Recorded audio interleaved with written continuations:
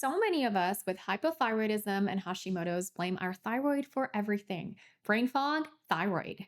Weight gain, thyroid. Fatigue, you guessed it, thyroid. But what if I told you that there's another player that's just as important and often overlooked in helping you feel your best when you have a thyroid condition? We're talking about the adrenals.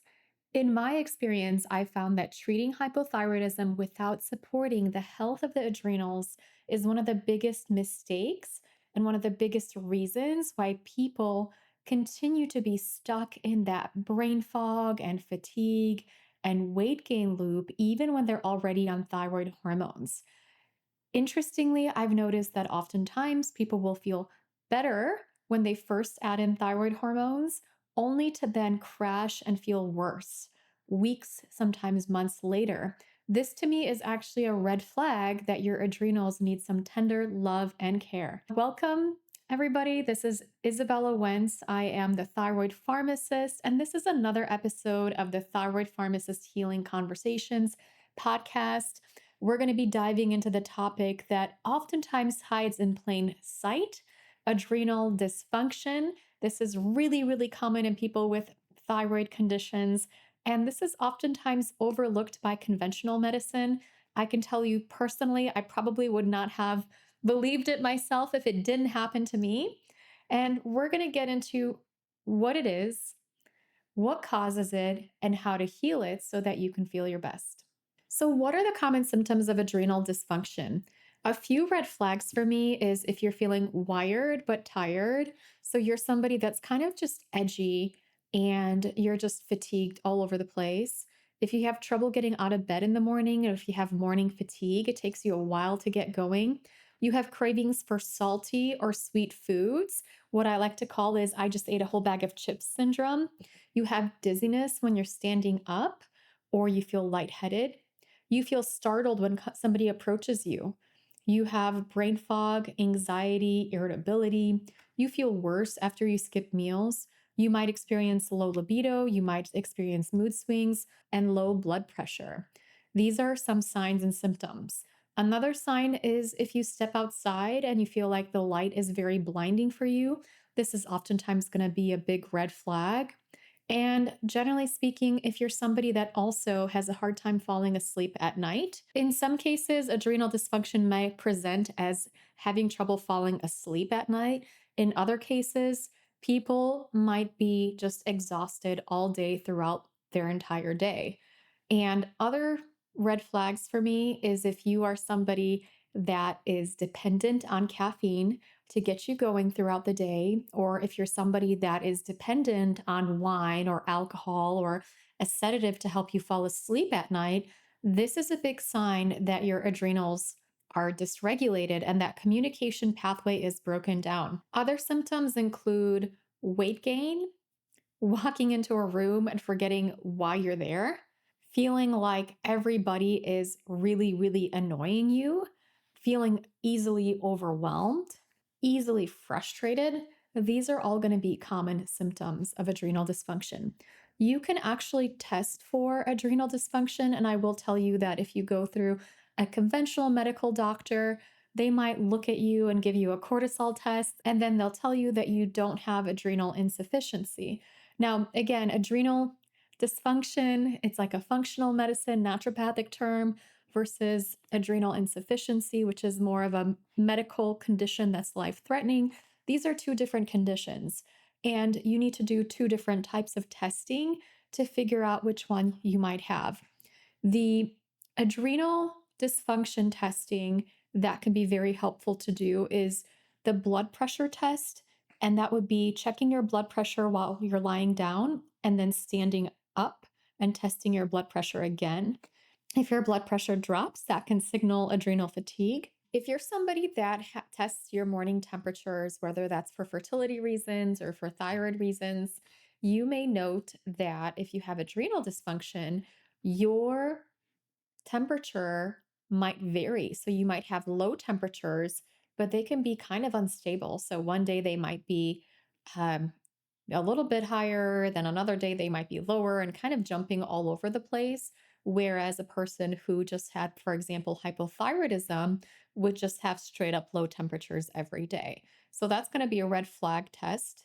The other test is going to be the irritability test. So I like to use this one with myself every now and then to see if my adrenals need some tender love and care. But are you just like really irritable and annoyed with everybody, right? So people breathing around you are annoying you, and maybe your pet is even annoying you.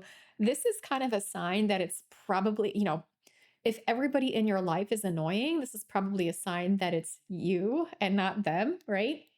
And then another test you can do is known as the saliva test. So, an adrenal saliva test, the adrenal stress profile by ZRT is one of my favorites. This can tell you what your cortisol pattern looks like throughout the day. In a person with a healthy adrenal brain connection, that cortisol pattern should fit within a certain reference range and it should kind of look like a slide. What I mean by that is that first thing when you wake up in the morning, your cortisol is going to be high and within a range, right? So that cortisol first thing in the morning helps you get out of bed and helps you get that energy, right? So you wake up bright-eyed and bushy-tailed. And as the day goes, you go down like a gradual decline of cortisol. And at the end of your day, your cortisol is going to be very, very low, allowing you to sleep and make melatonin.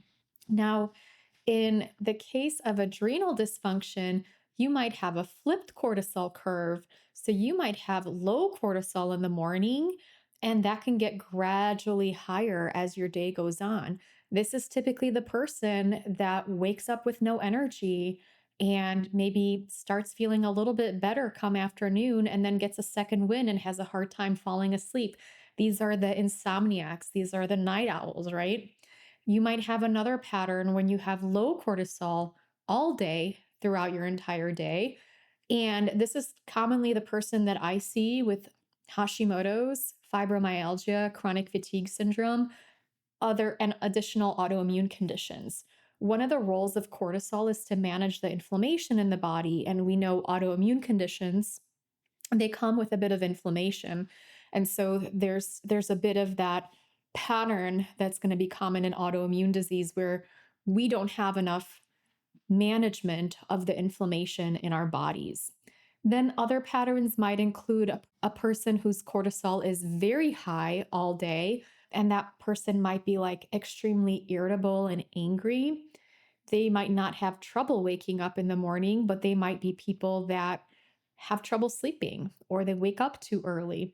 Then we might have people with a pattern that I like to call a cortisol roller coaster. If you can picture what a roller coaster looks like, you might start off with higher cortisol, then it goes down really quickly, then it might come back up and then come down really quickly. And these are people that typically have fluctuations in energy. They might also have mood swings or they might have trouble sleeping. So there's a few different ways that this can present, and definitely functional and integrative doctors can offer you a saliva test. And I personally like to recommend saliva tests for most people because most people can look at them themselves and kind of interpret them. There's also the Dutch test, which is a urinary test, and that can be an even more effective way to test your cortisol throughout the day. Um, this is going to tell you all those different patterns, and then it's going to give you a little bit of more information on how your body breaks down the cortisol and how your different hormones might interplay with that. I will say typically I would reserve doing that test if you're working with a practitioner. I think I've been interpreting that test for 10 plus years and I'm still learning new things about it. It can be a little bit challenging to interpret. Now, I will say, here's a caveat. You do not need to do saliva or urine testing to feel better if you have adrenal dysfunction. I do have some tried and tested ways for you to feel significantly better, oftentimes in just a few days, sometimes in 3 to 4 weeks, is all it takes to completely turn your brain fog and fatigue around. And how do we do this magic? Well, we focus on the root causes of adrenal dysfunction. And essentially, adrenals are our Stress glands, right? So let's start with what the adrenals actually do. The adrenal glands sit right above your kidneys and produce stress hormones like cortisol and adrenaline. These hormones regulate blood sugar, inflammation, energy, mood, blood pressure, and even our libido. We oftentimes hear that high cortisol is bad. Now, this is partially true, right? But low cortisol can also be just as problematic, especially in people with autoimmunity. We do need cortisol in just the right amounts, and actually, it's secreted throughout the day with targeted amounts in order for us to feel our best and not just thrive, but even survive. In fact, if we had zero cortisol, then we would not be living. Now, I've worked with thousands of people with hypothyroidism and Hashimoto's who were experiencing fatigue and a lot of the common thyroid symptoms despite being on thyroid meds.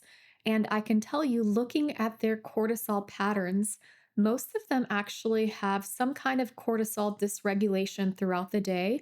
Some of them have too much cortisol, and some of them have not enough cortisol, or they're releasing cortisol at the wrong times of day. Now, this is known as adrenal dysfunction. This is a word that was coined by a naturopathic doctor many, many moons ago, and it's not to be mistaken with adrenal insufficiency. So, there is a medical condition known as adrenal insufficiency when typically your body is unable to produce enough cortisol on its own. This is usually due to damage of the adrenal glands. This is not going to be the same, although some of the symptoms might be similar, perhaps more mild. So, with adrenal dysfunction, and this is a very controversial term, the main issue isn't actually with the adrenals themselves. It's with the hypothalamic pituitary axis, which is basically the communication pathway between our hypothalamus, pituitary gland, and adrenal glands, or as I like to call it, between our brain and our body. So I think of the hypothalamus that sits up in our brain as somebody that kind of manages the adrenals and tells them what to do, right? The adrenals are sort of like the team on the ground in the body.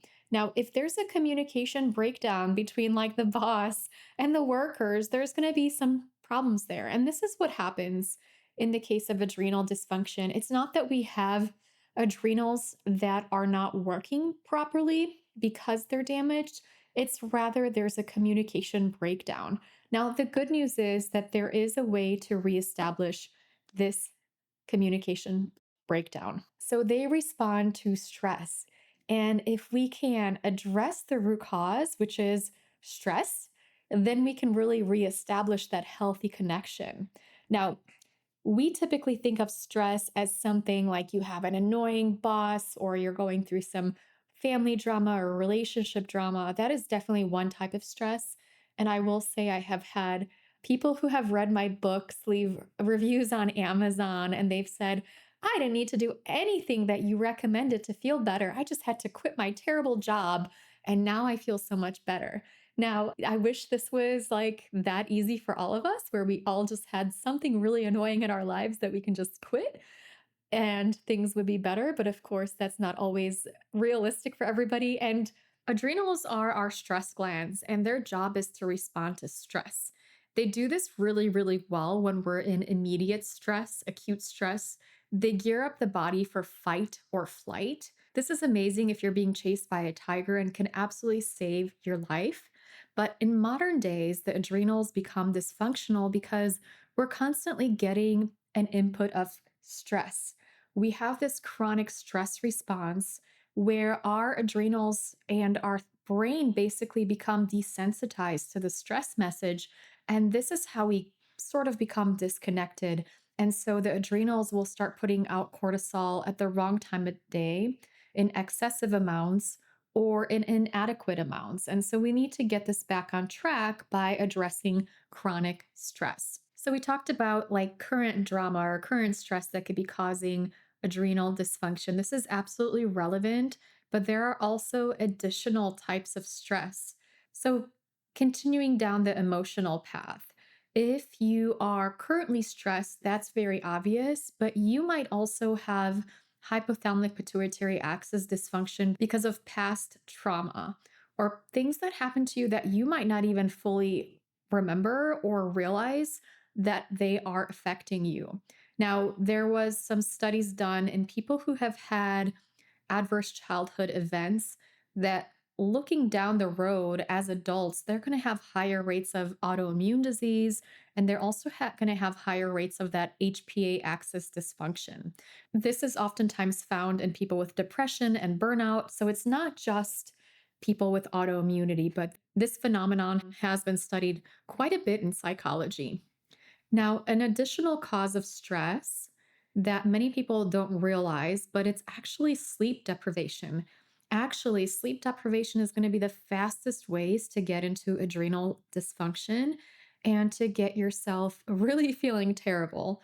This might be something that's self induced. So you might be burning the midnight fuel. I know I've been there and done that where I didn't get enough sleep because I was working on things or staying up and watching television or drinking too much caffeine throughout the day, which prevented me from being properly tired and getting the proper rest throughout the day.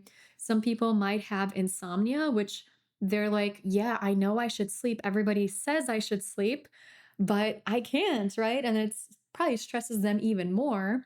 And then people might also have reasons why their sleep is just unrefreshed. They could have sleep apnea, for example. Now, I'm actually going to be covering all of these with guests. So I have a guest that's going to be talking about the root causes of insomnia and another guest talking about the root causes of sleep apnea. So be sure to tune into those. They're going to be coming out this month on the podcast. If you're not subscribed, be sure you subscribe on YouTube, Apple Podcasts, and Spotify, wherever you're listening to this right now. We can also have blood sugar swings. Blood sugar issues are going to be notorious for causing stress in our bodies, and they can really affect our adrenal dysfunction. People typically talk about high blood sugar, but oftentimes low blood sugar can be even more problematic for many people with hypothyroidism. I've also just released an episode on blood sugar mastery and hypoglycemia with Danny Hamilton. So be sure to check into that. And then there's also chronic inflammation. This can be a really powerful driver for stress. This could be because of gut issues, because we have gut infections. This could be due to nutrient deficiencies, food sensitivities. Again, this is something that I hope to cover very deeply in this podcast. And then, of course, there's chronic inflammation. So various things could be driving that inflammation. It could be an injury. It could be a gut infection, it could be a toxin, it could be various food sensitivities. All of these inflammatory signals, inflammation keeps sending signals to your adrenals to release cortisol. And when you have that happening over and over and over again, that communication pathway can really break down. And so, what do we do to support the adrenals? How do we heal them? I typically focus on some pillars such as resting. So, if you can, definitely get more sleep, 8 to 10 hours of sleep, and really build in some downtime. Sometimes cutting out caffeine or minimizing your caffeine intake can be very, very helpful for that because you realize you're actually more tired than you think you are when you are not drinking caffeine, and this allows you to get proper rest. Balancing your blood sugar, you may want to focus more on proteins and fats, limiting your intake of processed carbohydrates, and increasing your fiber intake to help support your blood sugar balance. The standard American diet, I really hate to say this, but it is probably the worst diet on the planet for people in developed nations because it can make us so incredibly unhealthy, causing all of the blood sugar swings because of the processed foods. Reducing stress. So, emotional stress, if you have any control over that, of course, it's easier said than done, but focus on stress reducing activities, whether that's meditation or yoga or really finding some pleasurable activities can be a really, really big game changer for resetting your stress response. Cutting out inflammation. We don't always know what's driving the inflammation in our body, but a great place to start is focused on food sensitivity elimination. This is why I oftentimes recommend for people with Hashimoto's and hypothyroidism to go gluten, dairy, and soy free because these are the most common inflammatory foods in Hashimoto's. And just removing them from your body is going to lower that inflammation signal, and that's going to allow your body to heal. Nutrient deficiencies. When we've been under stress for a really, really long time, we can become depleted in some of the nutrients that are required for a proper stress response. The two biggest ones are going to be vitamin C and magnesium, but also the B vitamins, especially P5P, which is the active version of vitamin B6. So you definitely want to support your body with those nutrients to help it deal with the stress response. I also love to use adaptogenic herbs such as ashwagandha to really support that stress response because the adaptogenic herbs don't necessarily make us less stressed, but they change how we respond to the stress. So I typically will tell people that adaptogenic herbs make everybody around you less annoying, right? Because you have a greater capacity to handle stress. They just give you a little bit of extra. Now, I don't necessarily recommend using them forever and ever and in place of stress reduction therapies, but sometimes they can really hold you and help you cross that bridge of feeling like you're just really, really struggling. Perhaps you're going through a challenging time in your life, you're coming out of an autoimmune diagnosis, you're going through the holidays or another stressful period. They can really, really be a big game changer. And so I have a go to combo, what I call the ABCs of adrenals, which include adaptogens like ashwagandha, B vitamins. B1 can be incredibly helpful for fatigue. I love to use benfotiamine. B5, also known as pantothenic acid, is a really important nutrient that gets depleted when we're under a lot of stress. This can actually resolve high blood pressure. And then B6, and again, I like to use the P5P version, is another important B vitamin that gets depleted when we're stressed out. This is actually really helpful for making our neurotransmitters like serotonin and dopamine. So, this can help us feel happier, more motivated, and it can also help us sleep better at night because it helps with the production of melatonin. Interestingly, poor dream recall is a symptom of B6 deficiency. So, if you're somebody that doesn't remember your dreams, that's a good sign that you might benefit from more B6. Another really kind of important thing that I've noticed with B6, and again, I like to use the P5P version of it, is that it helps us to tolerate a lot more foods, including histamines and oxalates. So it is something that can be a really, really big game changer for people who have Hashimoto's and are dealing with a lot of fatigue, insomnia, overwhelm, and even carpal tunnel syndrome, because this can also be helpful. Vitamin C is also incredibly helpful for supporting the adrenals, as are electrolytes. I actually created a Rootology electrolyte blend to include a very high dose of vitamin C and some electrolytes. Last but not least, magnesium can be a really, really big game changer for symptoms. I know people oftentimes will find that their joint pains go away, their sleep improves, their menstrual cramps improve, all by getting on a simple magnesium supplement. And if you don't want to take a supplement, you can actually just take an Epsom salt bath, and this can be a great way of replenishing your magnesium levels and also something very, very relaxing. So, this is kind of a win win for the adrenals. One of my favorite go tos for adrenal dysfunction is also an adrenal cocktail. My version of the adrenal cocktail, I like to call the adrenal kickstart, and it tastes like an orange creamsicle. Most people really love drinking it. Here's the recipe. You take half a cup of orange juice, ideally organic, 1/4 cup of full fat coconut milk. Again, ideally, you're doing organic on that. You can add a half of serving of protein powder of choice. I typically do hydrolyzed beef protein, and I do the vanilla version of Rootology. It adds a nice taste to that and it helps to balance your blood sugar a bit. And a tiny bit of either sea salt, like 1/4 to 1/2 teaspoon of sea salt, or a scoop of the Rootology electrolyte blend, which will give you extra vitamin C and some of those electrolytes. You just add all the ingredients to a blender and you blend it until smooth. And you would just sip that first thing in the morning. And this can be a really, really big game changer. So, the orange juice helps to support healthy blood sugar levels because a lot of times people with morning fatigue might actually have low blood sugar in the morning. It can also give you some of that vitamin C. And then the coconut milk helps to balance your blood sugar because if we were to just drink straight up orange juice, we might increase our blood sugar, but then we might crash right after that, right? Then the protein powder also acts to support our blood sugar response. And then the sea salt or electrolytes. Oftentimes, people with adrenal dysfunction, they're going to find themselves feeling like faint or lightheaded when they get up too quickly. They're almost like chronically dehydrated.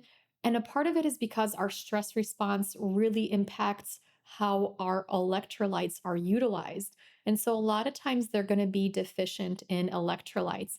And so getting this all in one drink in the morning can be very, very helpful to really replenish yourself and to help you start feeling better right away. So, I oftentimes see that people with thyroid dysfunction will get on thyroid hormones and they feel better. And then all of a sudden they feel worse and they kind of crash.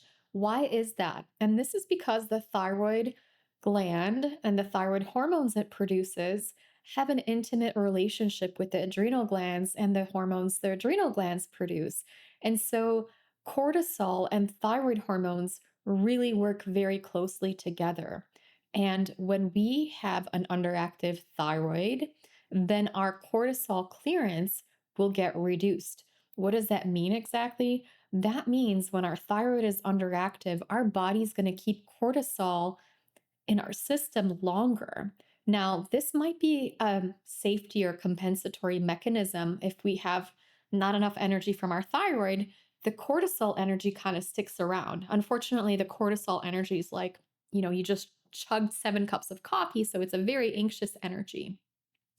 But nonetheless, you might have more energy, but then you might be discovered that you have a hypothyroid condition and you get started on thyroid hormones to replenish your low levels of thyroid hormone, which is absolutely the right thing to do, and you feel better at first, but then your cortisol clearance normalizes. So, what does that mean? That means that your body was previously holding on to cortisol.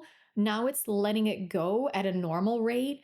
And so we can unmask a cortisol deficiency this way or adrenal dysfunction this way. And so, oftentimes, we need to support not just the thyroid gland, but also the adrenals. I would say more than 90% of the people that I've worked with and tested that have Hashimoto's and hypothyroidism and are on thyroid hormone, they have some kind of dysfunctional adrenal pattern. So I'll share my personal experience. When I was initially diagnosed with Hashimoto's, I started on thyroid hormones and I was happy. I thought they were going to help so much.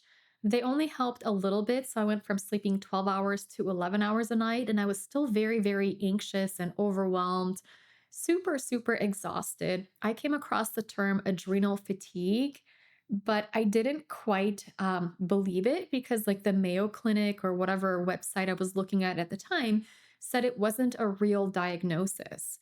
And so I kind of just delayed looking into it until a pharmacist that I knew had talked to me about it because I was like, I'm on thyroid meds and I'm still not feeling better. And he said, you need to look into your adrenals.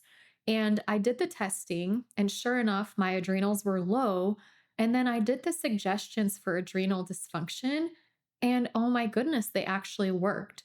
And so I was supporting my adrenals to feel better, and I started to feel significantly better. And so at that point, I became a believer. And I have to say, I became very disillusioned with conventional medicine, even though I was trained in it myself as a pharmacist, because I realized there were limitations and a lot of blind spots that conventionally trained practitioners had just because they didn't know about something, right? And there's no harm in utilizing vitamins, B vitamins, vitamin C, magnesium, and utilizing some of the adrenal adaptogens, most people tolerate them quite well. You can also utilize hormones to support adrenal dysfunction. For example, pregnenolone, DHEA can be utilized, as well as hydrocortisone. This is something that typically should be done under a practitioner's guidance, and it can sometimes backfire. And also utilizing adrenal glandulars. These are basically extracts of the adrenal gland. For some people, this can backfire as well. And I have used all of these with my clients over the years. And some of them did really, really well with these strategies. Some of them did not do very well with these strategies. And I also was recommending that they were sleeping 12 hours a night and that they would quit caffeine intake basically overnight. And some of my clients were very, very unhappy with me. And some of them just flat out refused to do it. So, on my healing journey, I was able to recover myself with utilizing some of the hormones and some of the extreme lifestyle changes.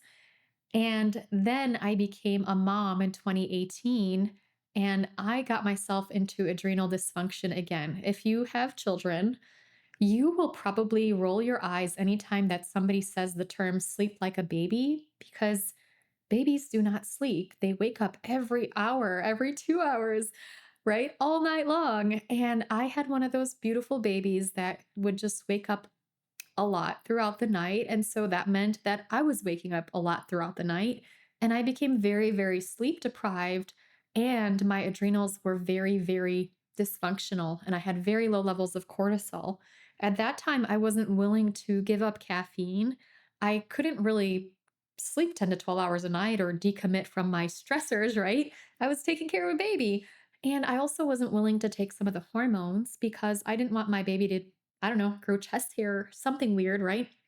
And so I came across a new way, a method of really supporting my adrenal balance and energy production. One of them, in addition to utilizing some of the vitamins that I mentioned, which are generally safe and well tolerated by most people, and the adaptogens I mentioned, which are herbs that support your body where it's at, I also started using circadian rhythm balancing. And it is very straightforward where you essentially spend as much time in the sunshine during the day and you avoid artificial lights at night. And this really lets your brain know that it's time to make energy. I also started really focusing on blood sugar balance and utilizing healing foods throughout the process.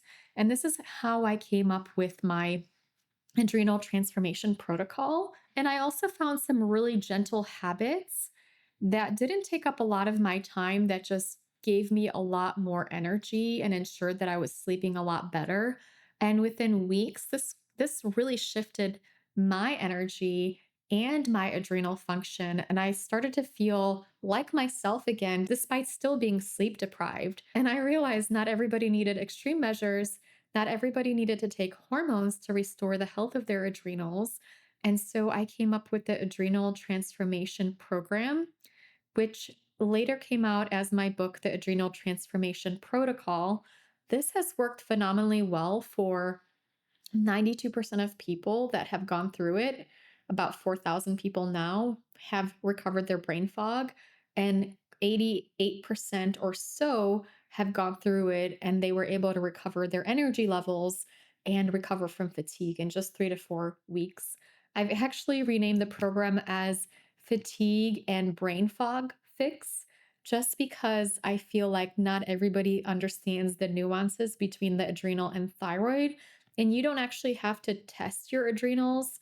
You don't have to do a saliva test. You don't have to have a Dutch test. You don't have to spend money on that to really benefit from the interventions that get to the root cause of the fatigue and brain fog. If you're listening to this and it's the month of June, I wanted to let you know that we're going to be offering a very special discount to the Fatigue and Brain Fog Fix program this month. I'm going to put the link in the show description.